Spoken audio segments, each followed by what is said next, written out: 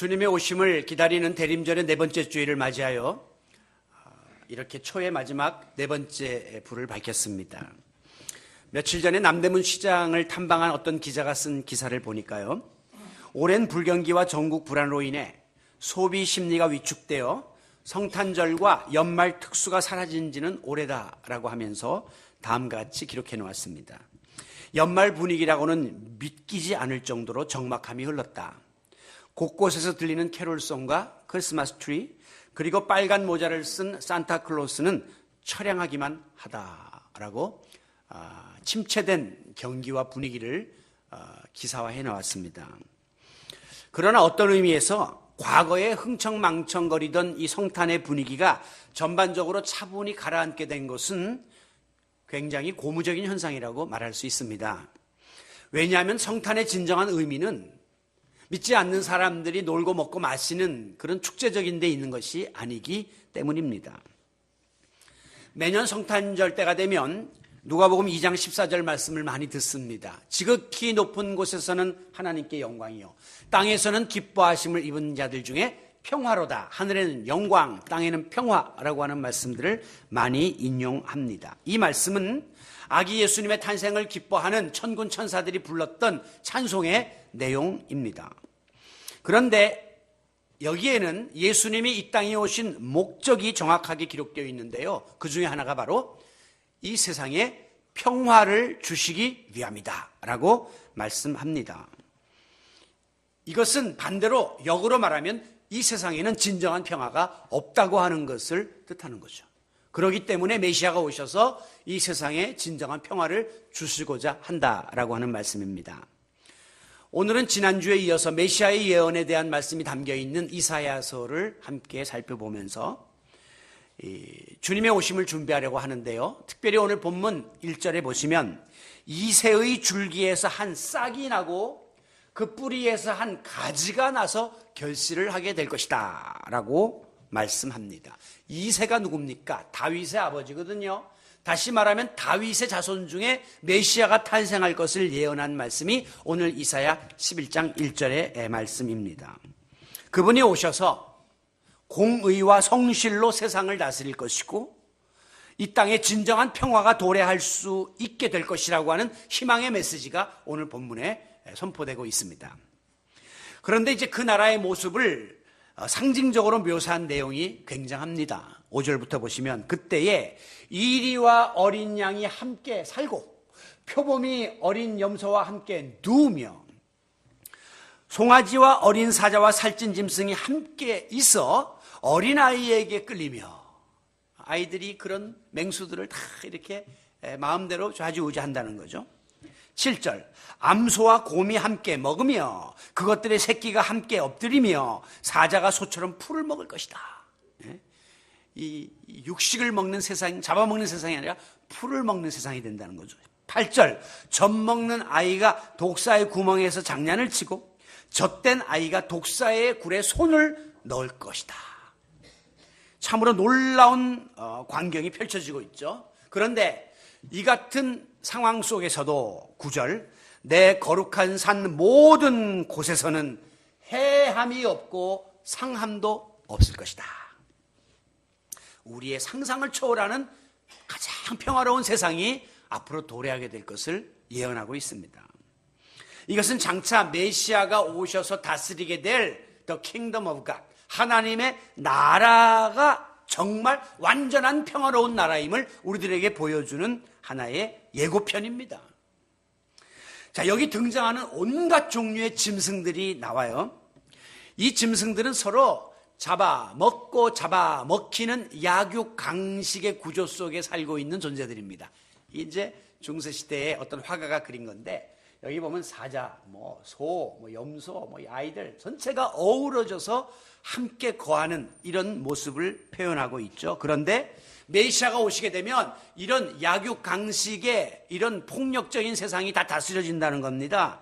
서로가 대적하는 것이 아니라 저들이 함께 먹고 함께 엎드리고 함께 사는 소위 공존의 역사가 일어나게 될 것을 말씀하고 있습니다. 그렇습니다. 하나님의 뜻은 모든 것이 대립하고 싸우고 분열하는 것이 아니라 서로 함께 어우르고 조화를 이루며 공존하는 것이 하나님의 평화로운 세상을 향하신 뜻입니다. 평화라고 하는 것은 평평할 평, 그리고 화할 화자를 한자에서 쓰고 있는데, 우리 삶 속에 있는 미움과 다툼과 이 불평과 갈등과 같은 이 울퉁불퉁한 마음들이 평평하게 다 다듬어져 가지고 완전한 평온을 이루고 조화를 이루는 상태를 평화라고 이야기합니다. 유사 이래로, 역사가 시작된 이래로 모든 인류는 평화를 갈망해 왔습니다. 그리고 평화를 이루기를 원하고 있습니다. 그래서 이것은 우리 모든 인간의 이상향이다, 이렇게 말할 수가 있죠. 그런데 인간은 이토록 간절하게 평화를 원하지만 정작 우리가 살고 있는 세상은 평화와 거리가 먼 일들, 평화가 깨지는 일들이 계속해서 발생하고 있습니다. 우리가 많이 불렀던 복음 찬양에 보면 세상은 평화 원하지만 전쟁의 소문 더 늘어간다 하는 그런 찬송이 있어요. 우리는 다 평화를 원하는데 전쟁은 더 많아지는 거예요. 다툼은 더 많아지고 분쟁은 더 많아지고 테러가 전 세계에서 발생하는 이런 세상에 우리가 살고 있습니다. 특별히 우리나라는 지금 현존하는 지구상의 유일한 분단국으로서 가장 세계에서 호전적인 집단과 총을 맞대고 대치 중에 있습니다. 전쟁이 완전히 끝난 것이 아니라 휴전 상태에 있는 가장 화역고와 같은 나라가 우리나라입니다. 설상가상으로 국내적으로도 여당과 야당이 노와 사가 그리고 좌파와 우파가 힘겨루기를 계속하면서 분쟁을 일으키고 있는 나라가 우리 현실입니다. 그러므로 어쩌면 우리 민족이야말로 전 세계의 민족 중에 지구상에서 가장 평화가 절실한 가운데 살고 있지 않나 하는 생각을 이 말씀을 준비하면서 해보았습니다. 여러분, 일반적으로 평화 그러면 두 종류로 나뉘어지게 됩니다. 먼저는 개인에게 주어지는 마음의 평화, 소위 평안 혹은 평강이라고 이렇게 부르는데요. 우리 마음의 평안이 우선되어야 하죠. 우리나라가 지금 세계 한 20% 안에 드는 그래도 잘 사는 나라가 되었습니다. 그래서 이만하면 참 먹고 사는 문제에 있어서 많은 장족의 발전, 경제적인 성장을 이루었는데 그럼에도 불구하고 간혹 가다가 우리 민족이 느끼는 행복 지수를 비교해 보면 우리보다 훨씬 못 사는 빈민국 사람들보다 우리나라 사람들이 행복감을 마음에 느끼지 못한다, 이런 통계가 나오는 걸 보면서 깜짝 놀라게 됩니다. 무엇을 보여주는 것입니까? 행복의 조건이 돈이나 건강이나 환경이나 지식이나 재능이나 권력이나 명예에 있지 않음을 보여주는 것입니다. 행복은 그런 것이 충족되어도 내 마음에 평안이 없으면 행복을 빼앗기게 되고 만다는 것이죠. 또 한 종류의 평화가 있습니다. 그것은 내가 다른 사람과의 관계성 속에서 이루어지는 것입니다. 내가 아무리 개인적으로 내 마음의 평안을 지니고 있다 할지라도 나와 상대하게 되는 다른 사람과의 관계가 틀어지고 불화하게 되면 그것 때문에 힘들고 고통스럽고 불행을 느끼게 되는 거죠. 그러므로 우리가 추구하는 진정한 평화는 먼저 내 마음의 평화와 플러스 다른 사람과의 관계성에서의 화평이 이루어질 때에 온전한 평화를 느낄 수가 있게 됩니다. 자, 그런데 왜 오늘날 우리의 마음과 가정과 사회와 심지어 교회에도 평화가 없으며 곳곳에서 불화와 갈등과 불안과 시기와 질투와 미움과 다툼과 분열이 기승을 부리고 있는 것입니까? 그 원인을 잡아야 될 거 아니에요. 여러 가지 이유가 있겠지만 가장 큰 이유는 바로 내가 하나님과 먼저 화목하지 못하는 데서부터 비롯되는 것입니다. 우리 인간이 잘 맺어야 될 세 가지의 관계가 있다고 했습니다. 첫째는 나와 하나님과의 관계, 대신관계. 두 번째는 나와 다른 사람과의 관계, 대인관계. 그리고 세 번째는 나와 물질 혹은 다른 물체와의 관계, 대물관계를 바로 맺어야 인간이 진정으로 행복해질 수가 있는데 이 세 가지 중에 가장 기초가 되고 가장 우선되어야 할 관계가 바로 나와 하나님과의 관계인 줄로 믿습니다. 대신관계가 중요해요. 미국 사람들은 세 사람을 잘 만나야 일생이 행복하다고 이야기합니다. 첫째는 변호사, 로이어. 왜? 미국은 툭하면 수를 걸고 재판하기 때문에 한순간에 재산을 날릴 수 있거든요. 그래서 변호사 잘 만나야 된다. 두 번째는 이제 의사, 닥터. 의사들을 잘 만나서 내 육신이 늘 돌봄을 받고 가정에 의해서 이렇게 내가 잘 관리받아야 된다. 그리고 세 번째는 이제 패스터, 목사를 잘 만나야 된다. 미국 사람들은 태어나서 교회에서 세례받고 교회에서 결혼하고 장례식 교회에서 하면서 끝나거든요. 그래서 어떤 목사를 만나야 되는 게 중요하냐.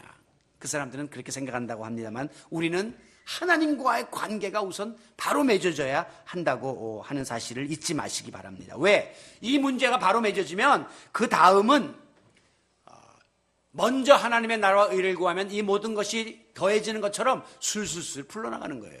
반대로 이게 제대로 맺어지지 않은 상태에서 다른 것들을 쌓아나가면 한순간에 깨지고 날아가는 것은 시간 문제입니다. 그렇기 때문에 우리가 특별히 신앙적인 부부관계, 신앙적인 자녀 문제, 또 가정관계가 매우 중요하다는 거예요. 결혼한 분들, 어제도 결혼식 주례했지만 어떤 분들은 신혼여행 갔다가 그냥 싸우고 깨져갖고 옵니다. 왜? 그건 인간적인 관계로 결혼을 했기 때문에 그런 거예요. 그 바탕이 신앙이 되어야만 이 모든 것을 극복할 수 있는 힘이 생겨나게 되는 겁니다. 아무쪼록 하나님과의 관계를 바로 정립함으로 그 외의 모든 관계들이 자리 잡고 안정된 가운데 평화를 누리며 살아가는 우리 성도 여러분들이 되시기를 바랍니다. 우리가 흔히 크리스마스 때가 되면 카드를 주고받는데요. 카드의 그림 중에 가장 보편적인 그림이 바로 예수님의 마구간 탄생의 장면입니다. 이 장면의 구도를 가만히 보시면 이 가운데 예수님이 자리 잡고 있는 것을 볼 수가 있고 그 몸과 얼굴에서 광채가 나는 것을 볼 수가 있습니다. 어떤 카드도 여기에 동방박사가 자리 잡거나 여기에 소나 말들이 자리 잡는 법이 없어요. 항상 예수 그리스도 아기 예수가 자리를 잡으면서 전체적인 구도가 잡히게 되는 거예요. 무엇을 의미하는 겁니까?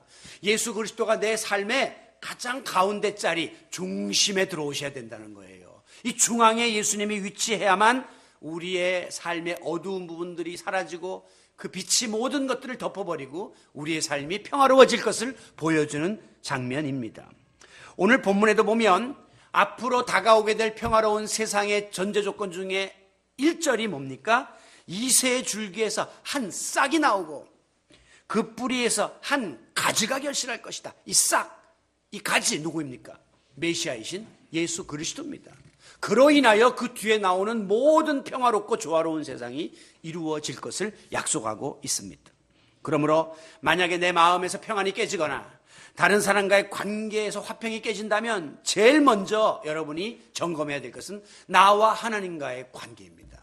내가 지금 하나님하고 바른 관계를 유지하지 못하기 때문에 내 마음도 불안하고 평안이 없고 내가 하나님과의 바른 관계를 유지하지 못하기 때문에 다른 사람과의 관계도 자꾸 얽히고 설키게 되어 있다는 사실을 기억하셔야 해요.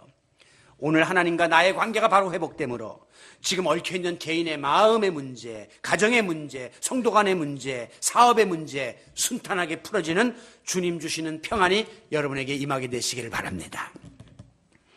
예수님은 하나님과 우리 사이를 화해시키기 위한 화해의 제물로, 화목의 제물로 오셨습니다. 그래서 그분은 평화의 중재자, 평화의 메신저예요. 그 예수님이 내 마음에 자리 잡아야 합니다. 내 마음 중심에 계셔야 합니다. 그래야만 주님이 주시는 참된 평강이 내 마음에 주어지고 다른 사람과의 관계 속에서도 평화로운 관계들이 유지될 수 있기 때문이죠. 그런데 우리 그리스도인들에게 있어서 하나님과 바른 관계를, 화평의 관계를 맺는 일 못지않게 우리의 실생활 속에서 잘 맺어야 될 관계가 있습니다. 이게 바로 다른 사람들과의 화평의 관계입니다.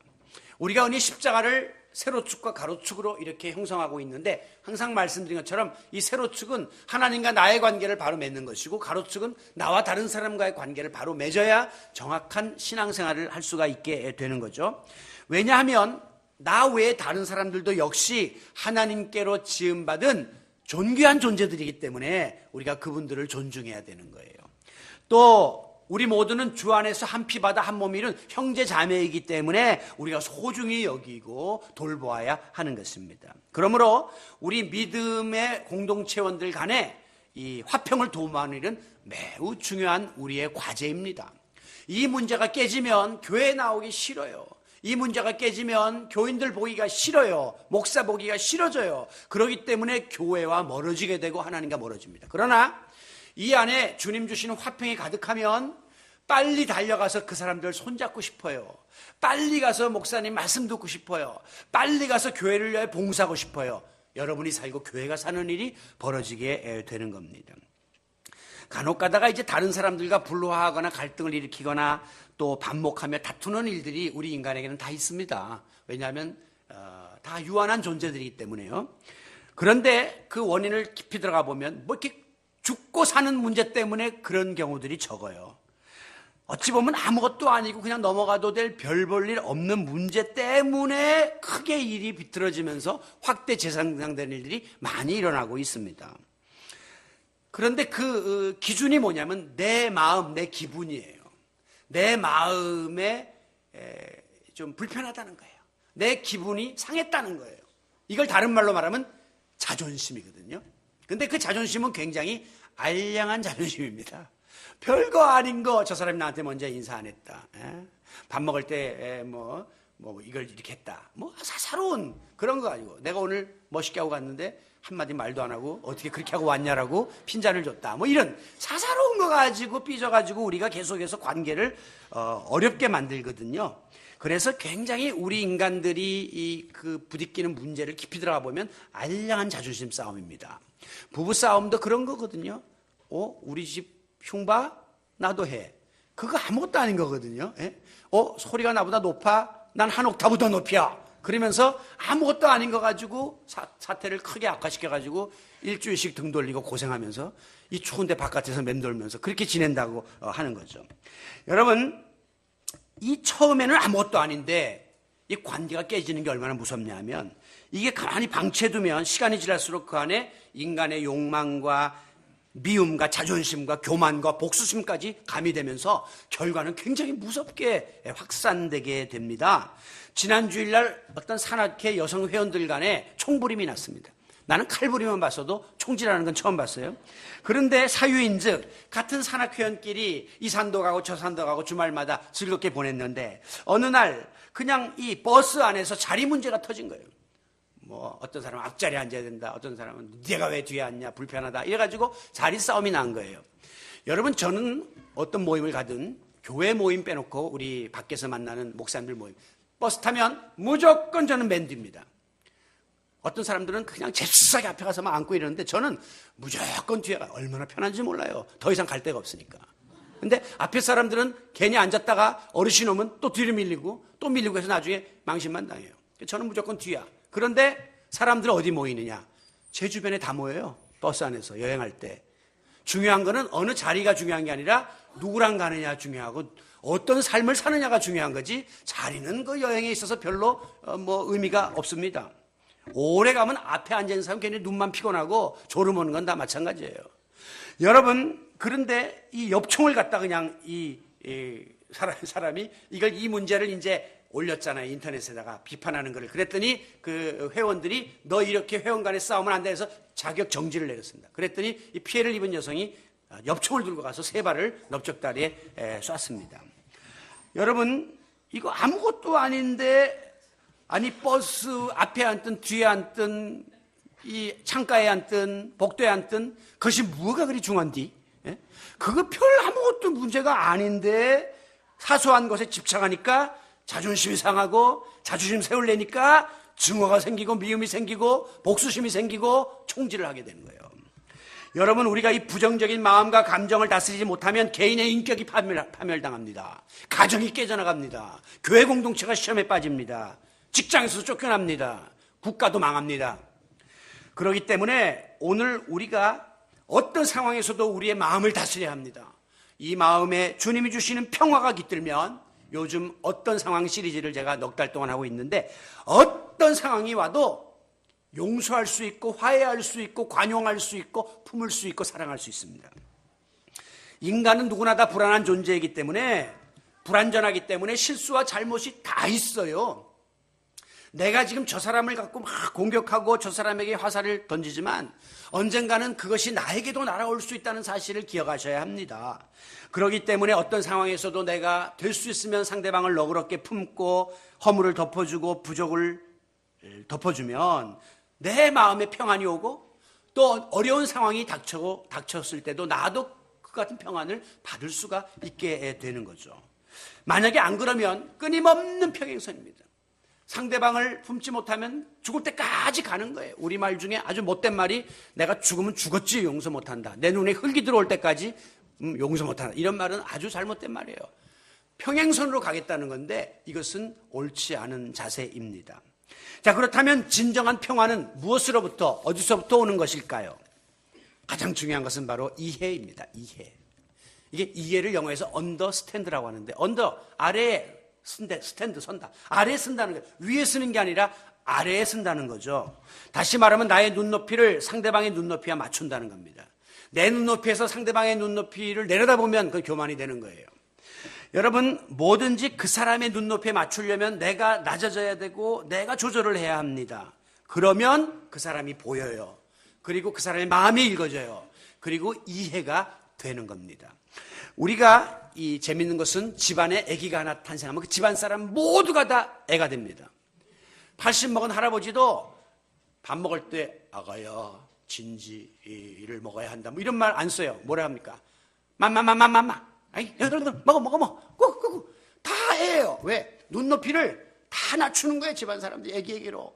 그러니까 그 집안이 화목하고 화평하고 웃음이 떠나지를 않게 되는 것이죠. 여러분, 무조건 내 입장만 주장하고 내 눈높이대로 따라와 그러면 항상 살벌하고 항상 웃음이 끊기고 평화로울 수가 없는 거예요. 그러나 내가 상대방의 처지를 적극적으로 이해하려고 하면 어떤 경우에도 대화할 수 있고 어떤 경우에도 품지 못할 일이 없는 것입니다. 특별히 나하고 다르다고 해서 자꾸 그 사람 이해가 안 된다고 핀잔을 주고 무시하고 공격적으로 대해서는 안 됩니다. 설령 그 사람의 모양이 나랑 달라요. 저 사람 내 목걸이야. 저 사람은 새 목걸이야. 그런데 나는 동그라미야. 너희들 왜 뭐가 나 있냐? 새 목 깎아. 내 목 깎아서 원을 만들어. 이렇게 말하면 그것은 이해를 못해요. 백날 가도. 그런데 그래, 내 모는 내 모대로, 새 모는 새 모대로 역할이 있고 또 독특한 너의 모습을 갖고 있구나라고 용납하면 그게 이해가 되는 겁니다. 여러분, 모든 분야에서 성공한 사람들의 특징 중에 하나는 너도 살고 나도 사는 윈윈 전략을 구사한다는 겁니다. 우리가 얼른 생각하면 상대방 밟고 일어나야 내가 더 잘나고 내 사업이 더 잘 될 것 같아서 우리는 싸우려고 덤벼들잖아요. 경쟁 관계로 접어든단 말이죠.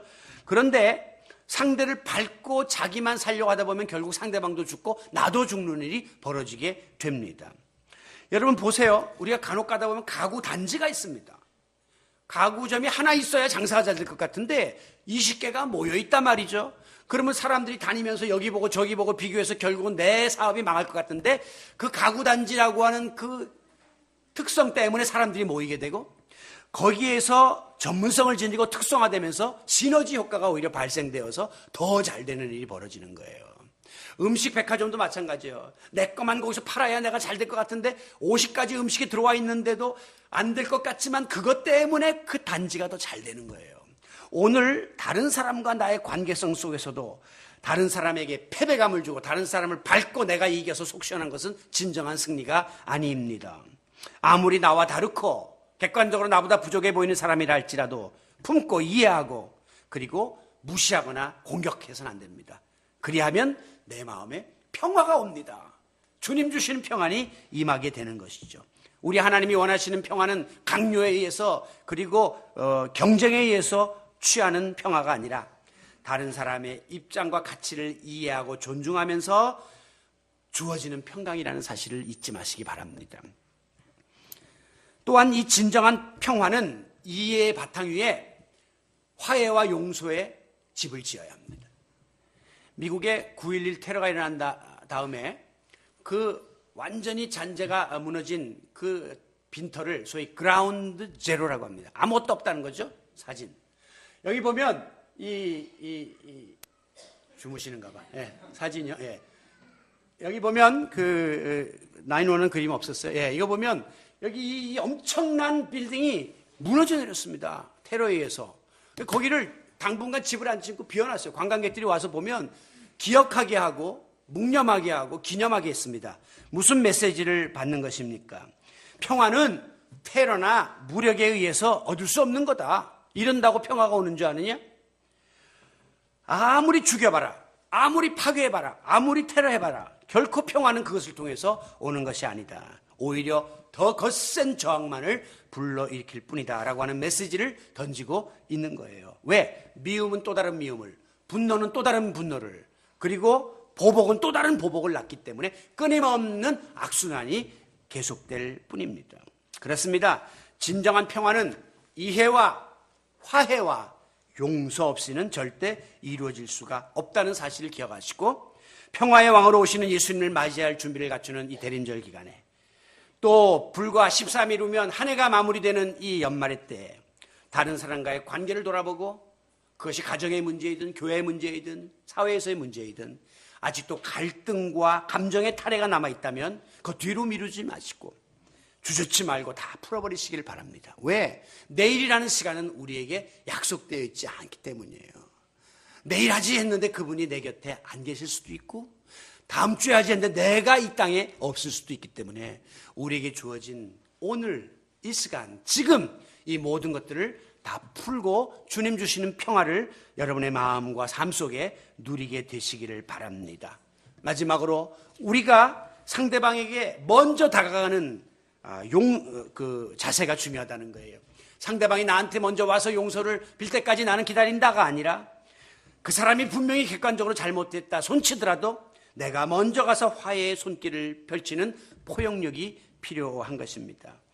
예수님께서는 형제가 내게 잘못했을 때에 몇 번이나 용서할까요? 그랬더니 70번씩 7번까지 하라. 490번이 아니라 이거는 무한대로 하라고 분명히 우리들에게 가르쳐 주셨습니다.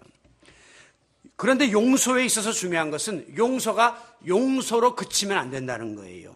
즉, 일단 용서한 다음에는 그 위에 적극적인 사랑의 실천을 더해야만 온전한 용서가 되는 겁니다. 말로는 용서했다고 하면서도 여전히 마음속에 앙금을 갖고 있으면 반쪽짜리 용서.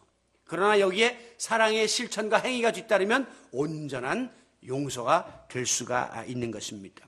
비유컨대 용서는 마치 동과 서를 갈라놓았던 독일의 베를린 장벽을 무너뜨리는 것과 같습니다. 자, 베를린 장벽이 무너졌습니다. 그걸로 끝났습니까? 아니에요.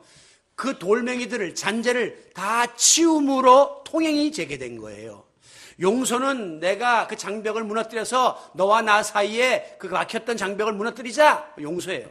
그런데 아직도 남아있는 부차적인 모든 돌멩이들을 안 치운 상태에서 용서는 온전하게 이루어질 수가 없기 때문에 내가 사랑의 실천을 통해서 그 잔재들을 치워내고 없애버려야만 온전한 용서와 사랑이 주어질 수 있게 되는 것입니다. 그러므로 평화의 클라이맥스, 절정은 바로 사랑입니다. 평화의 절정은 용서를 통한 사랑의 실천까지 가주어야 된다는 사실을 잊지 마시기를 바랍니다. 결론을 내립니다. 진정한 평화는 위에서부터 내려오는 것입니다. 아까 우리가 부른 찬송처럼 평화 평화로다 하늘 위에서 내려오네. 하나님이 주시는 평화, 위로부터 임하는 평화가 참 평화입니다.